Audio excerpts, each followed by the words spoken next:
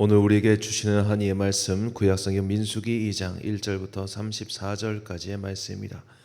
민수기 2장 1절부터 34절까지의 말씀. 이제 봉독하겠습니다. 하나님의 말씀 경청하십시오. 주님께서 모세와 아론에게 말씀하셨다.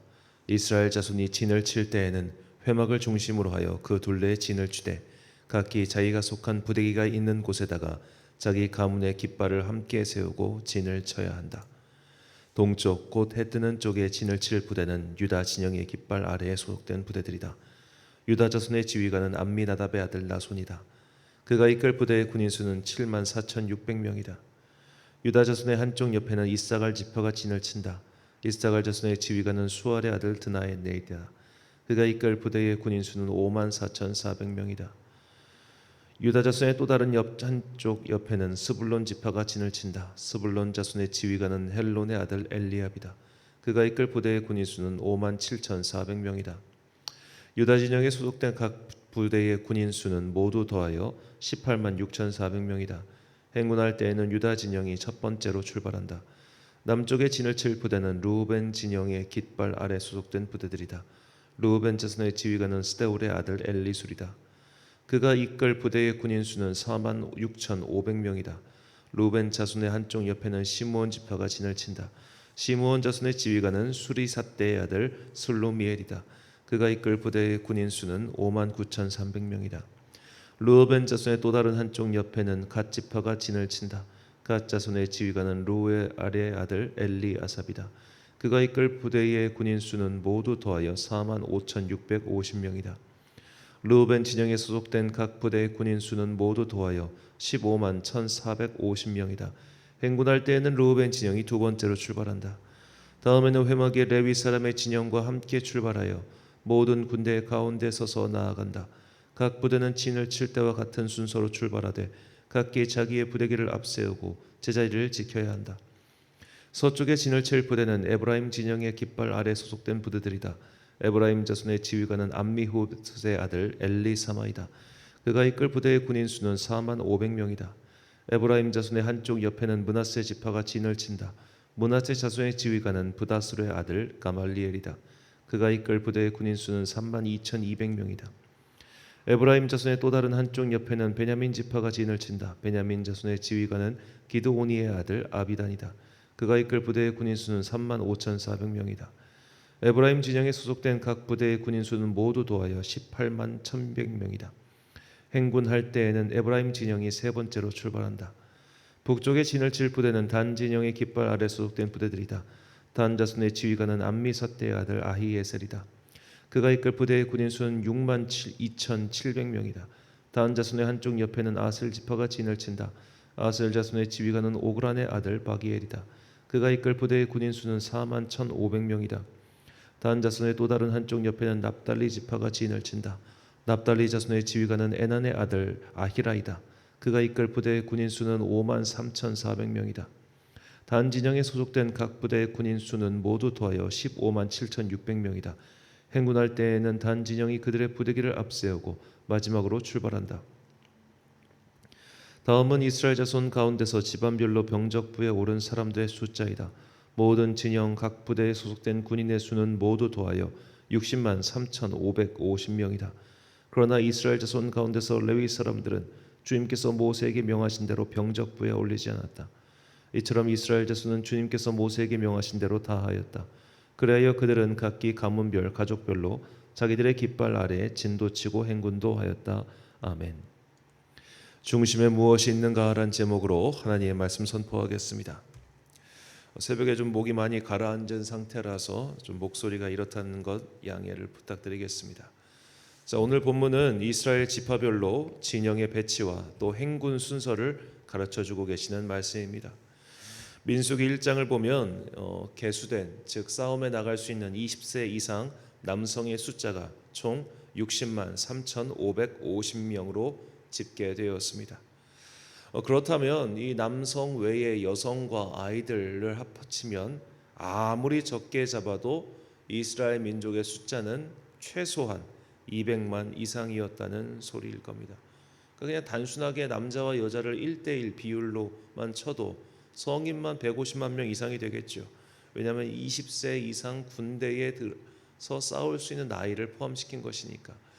이 군대에 싸울 수 있는 나이의 상한선을 몇 살로 정했는지는 모르겠습니다. 뭐 50세가 될지 60세가 될지 모르겠지만 그 이상의 노년들도 있었을 거 아닙니까? 그렇다면 행군에 참여하는 총 인원수 20세 이하 아이들까지 포함하면 정말 어마어마한 숫자가 한 번에 이동하고 있다는 얘기예요. 자, 말이 100만, 200만이지 100만, 200만은 정말 엄청난 숫자입니다. 군대에서 행군을 해보신 분들은 알겠지만 이 100명 단위의 행군도 제대로 계획을 짜지 않으면 엄청 힘듭니다. 행군은 단순히 걷는 게 다가 아니죠. 정말로 고려해야 될 것들이 많습니다. 체력이 가장 약한 애들은 앞에 세워야 하고 체력이 가장 강한 애들은 맨 뒤에 세워야 합니다. 그리고 뒷줄에 있는 애들이 체력이 다 떨어지면 다시 앞으로 보내줘야 됩니다. 왜냐하면 맨 앞에 있는 사람은 자기 걸음에 맞춰서 다른 사람들이 모두 움직이잖아요. 그러니까 체력이 제일 떨어진 사람이 천천히 터벅터벅 걸어가는 거를 나머지 사람들이 맞춰주는 거예요. 이 사람들과 함께 단체로 등산을 해보신 분들은 알겠지만 자기 페이스대로 걸어야지 안 힘들지 남 걸음 따라가면 정말 힘듭니다. 내 속도에 맞추지 않고 다른 사람 속도에 맞춰 걷는다는 게 생각보다 쉽지가 않아요. 그렇기 때문에 이것을 전부 다 고려해가지고 오래 걸어갈 때 순서도 바꿔줘야 되고 배치도 짜야 되는 게 기본 행군의 원리라는 겁니다. 기본적으로 지리를 숙달하고 있으면 당연한 일이고요. 자, 그렇게 100단위의 행군도 고려해야 될 게 이렇게 많다면 1000단위, 만 단위는 얼마나 대단하겠습니까? 심지어 100만 단위의 행군이다. 이건 정말로 사람이 계획을 짤 수 있는 수준을 넘어갑니다. 200만 단위의 행군 내지 이동이면 이것은 이미 행군을 넘어선 민족 대이동 수준이죠. 세계사에서 가장 유명한 민족 대이동은 게르만 민족의 대이동입니다. 이것 때문에 서로마 제국이 망하게 되었다는 분석이 주를 이루죠. 아시아에서 넘어온 훈족의 침공 때문에 독일 라인강 동쪽에 살던 게르만 민족이 프랑스로 넘어오고 알프스를 넘어 이탈리아 반도까지 내려오게 됩니다. 그런데 이 이동에 하는 총 기간이 최소한 100년 이상이었다고 합니다.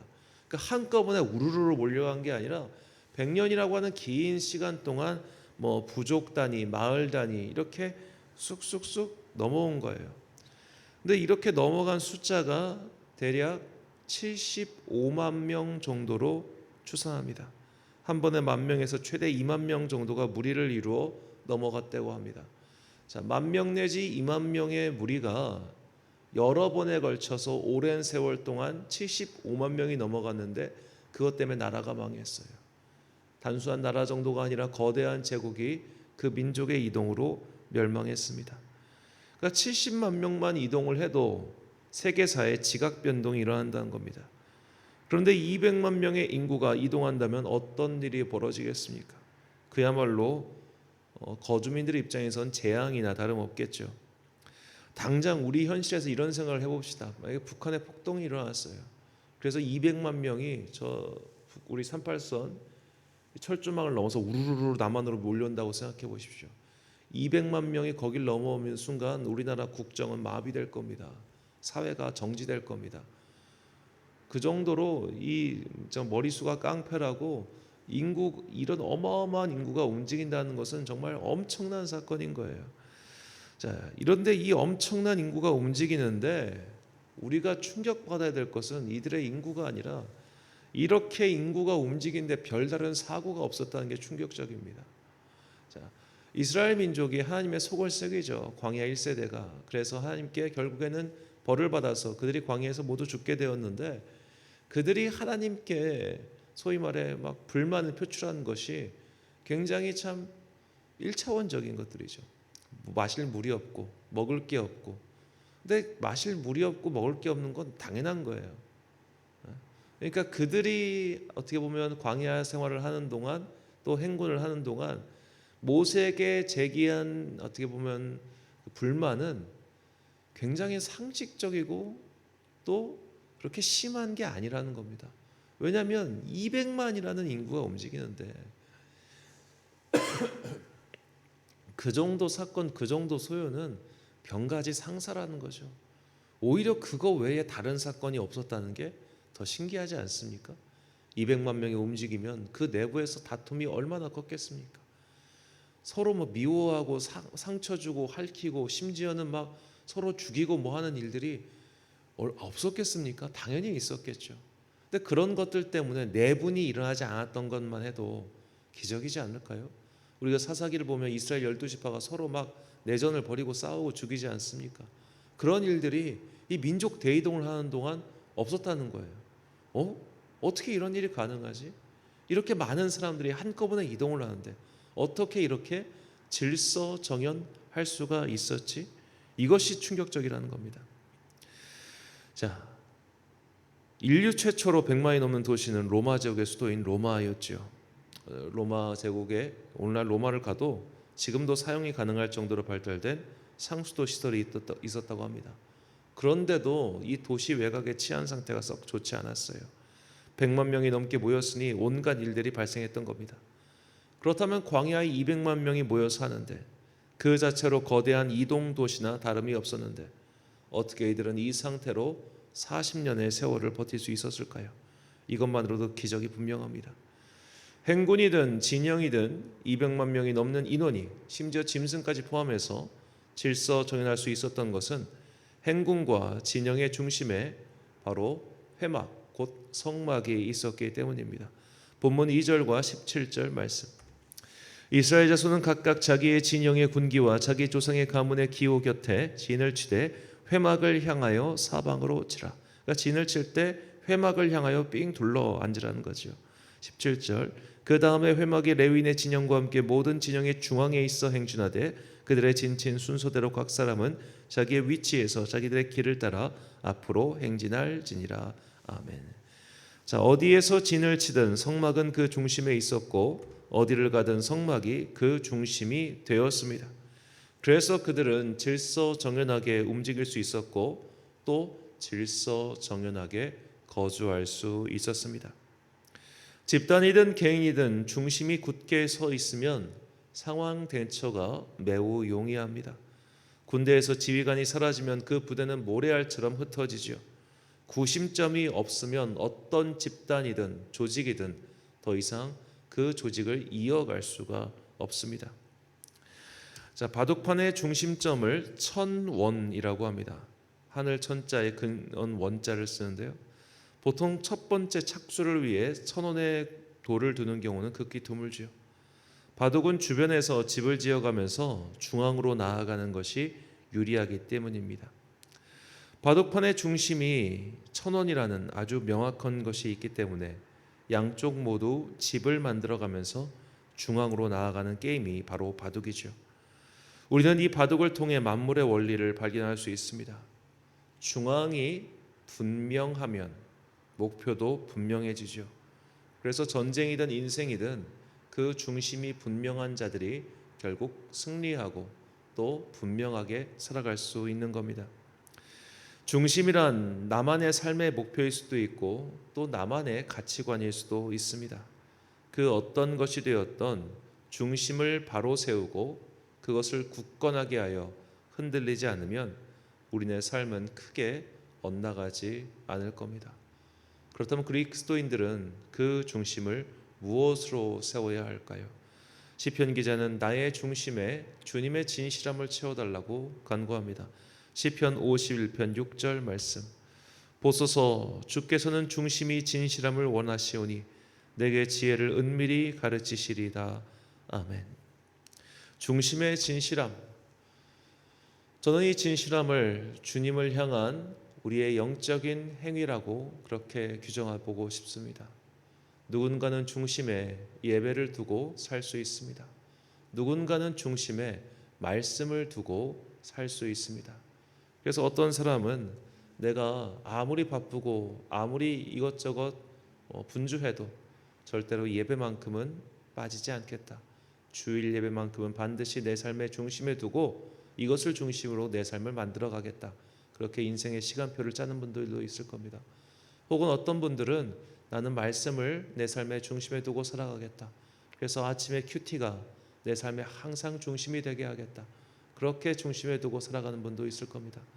또 어떤 사람은 찬양을 중심에 두고 사는 사람이 있을 것이고, 기도의 중심을 두고 사는 사람이 있을 것이고, 봉사와 사랑과 섬김에 두는 사람도 있을 겁니다.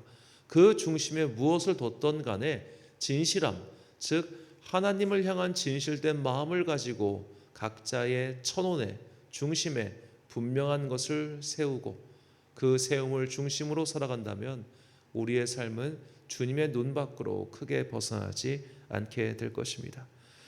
사랑하는 천안광성교회 성도 여러분, 그리고 이 새벽을 함께 깨우고 계신 귀한 주님의 자녀 여러분, 이스라엘 민족은 진영과 행군의 중심에 성막을 두었기 때문에 200만 명이 넘는 인원이 거주하고 이동하면서도 그 자체로는 큰 혼란이 없었습니다.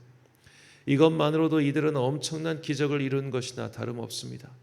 이런 놀라운 일들은 결국 그들의 중심에 성막이 있었기 때문에 가능했습니다. 우리도 마찬가지입니다. 내 중심을 주님의 진실함으로 가득 채우고 그것으로 분명히 뜻을 세운다면 우리는 크게 엇나가거나 흔들리지 않을 겁니다. 공자가 말을 했죠. 관역의 중심을 향하여 화살을 쏘면 크게 중심에서 벗어나지 않는다고 말이죠. 나의 중앙에는, 나의 중심에는 무엇이 있습니까? 내 중심은 무엇으로 세워져 있습니까? 누군가는 중심에 예배를 두고, 누군가는 말씀을 두고, 누군가는 복음 전파를 둘 수도 있습니다. 근데 누군가는 그 중심에 허망한 것들을 두거나 심지어 그 중심에 아무것도 두지 않는다면 그 인생은 허망하게 사라지는 아침 안개와도 같겠죠. 그러므로 어떤 것이 되었든 각자의 중심을 굳건히, 그리고 주님의 진실함으로 바르게 채우십시오. 그것이 주님께서 우리에게 원하시는 바입니다.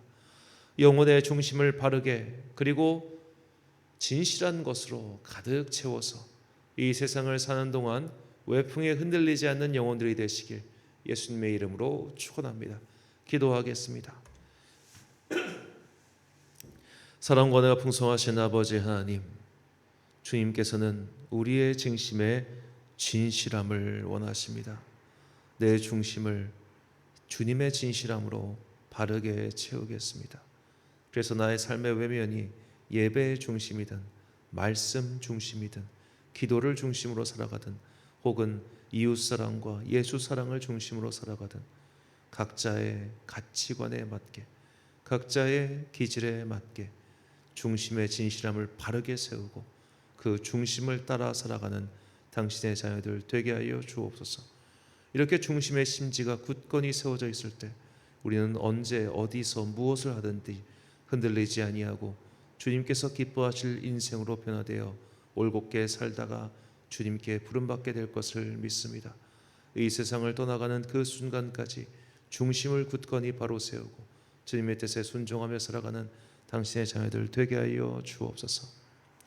겨울에 갑자기 찾아온 한파와 또 난방비 상승 등으로 인해 서민들의 삶이 매우 힘든 지경에 처해 있습니다.